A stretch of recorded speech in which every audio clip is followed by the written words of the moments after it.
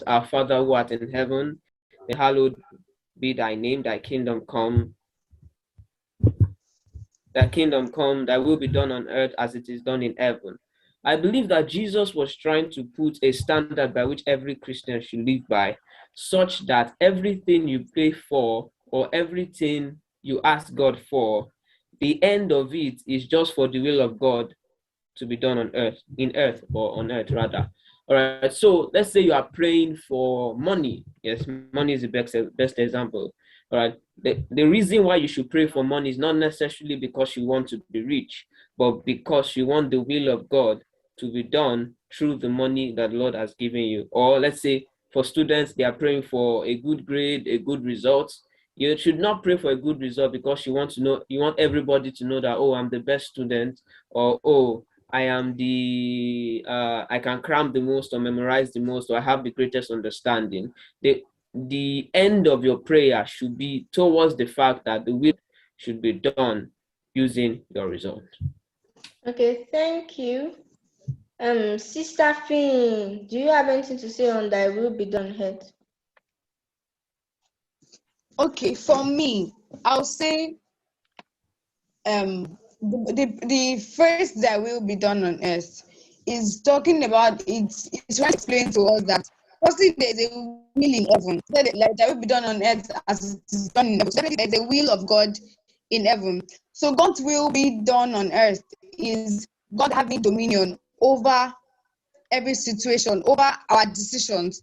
For instance, let's say a secondary school boy wants to get a car, and not like it is not in God's will for the person to get a car, but that timing is probably wrong. So God, that will be done on earth is God having dominion over your life, over the decisions that you make. God having total control over the things that you do, over the things that pertains to you. Because there are a lot of times that we want the things that our own desire to be met. We want the things that we wish to happen because we feel like, okay, I'm comfortable here. This is what I feel should be done. This is what I feel will be okay for me. But meanwhile, it is not God's will for us to have that particular thing at that particular time. So God's will being done on earth is that God to have dominion over our lives as He has dominion in heaven. Because we know that God has dominion over everything that is in heaven. God is like the controller. God is the controller of everything that happens in heaven. So God having a perfect will, our flesh, over our own desires, over the things that we hold in high esteem. God having total rule, total control over our heart desires. So that's what I feel the Bible is saying when God said that your will be done on earth as it is done in heaven. That God's plan for us, God's mind will be met in everything that we do.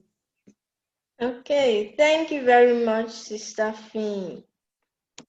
Sister Finn, what can you say about Jeremiah 29 verse 11?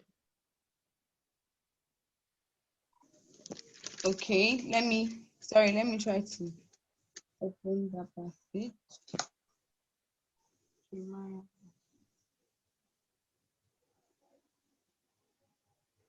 Okay, the Bible says the plan that I have towards you are of good and not of evil. So okay, sorry. 29:11. Okay, for I know the thoughts I have towards you, says the Lord, thoughts of peace and not of evil, to give you an expected end. For me, I will say that for every child of God, for every individual, there is a will of God. There is a thought of God. There is something God intends to do with us.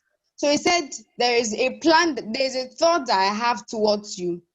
And they are thoughts of peace, they are not thoughts of evil, they are not thoughts of fear, they are not thoughts of worry, they are not of pain, but thoughts of peace that will give us an expected end. That means that our journey as Christians, there are times that our will might not be in alignment with the will of God, but we're feeling like, God, this is too much for me to handle. I can't do this. What if this happens and all of that? So God is trying to tell us that the thought that He has for us, they're actually not thoughts to make us suffer or thoughts to make us be in pain, but they are thoughts of good things. Although it might not seem as good things to us, because sometimes when so certain things are happening in our lives that God is using to train or build us, we feel like God is too harsh on us.